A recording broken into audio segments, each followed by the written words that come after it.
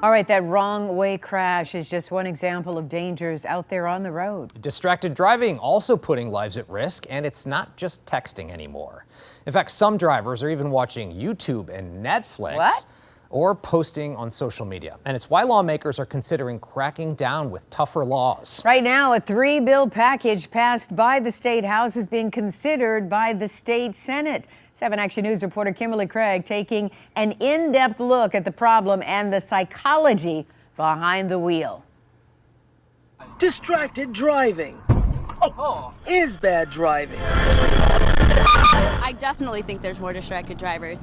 I would say probably finding music, texting, using the maps, trying to avoid traffic, looking down. So how bad is the problem? According to the National Highway Traffic Safety Administration, every year 400,000 people are injured in crashes related to distracted driving.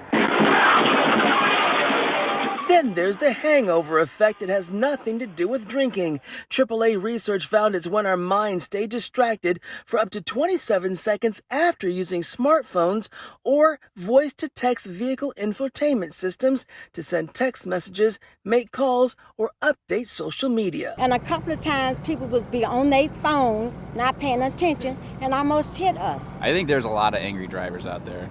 I don't know why, but it definitely seems to be a lot of frustrated drivers on the road. Add frustration or even anger to the mix, and you've got people suddenly bent on road rage, revenge, and catch me if you can. We have people that are just making poor decisions about just life in general.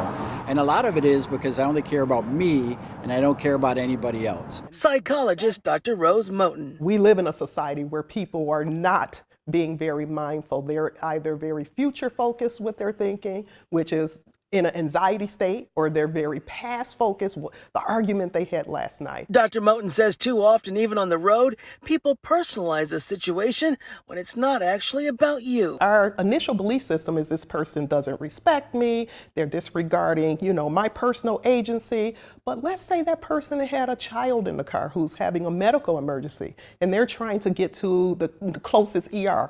Of course, we have no way of knowing if that's the truth, but sometimes just even challenging our belief systems will take us from that state of anger to one of understanding, so we don't have to react. I tell my granddaughter a lot of times, back up. Just let them have the way. Don't try to do nothing. Don't blow at them. Don't give them eye contact. Just keep your head straight. And she's right. Don't engage an angry driver, and don't let frustration or distraction keep you from being a good one. Because Michigan State Police say there are very few accidents. There are mostly crashes that could have been avoided. We got to start looking back at our own personal responsibility, right?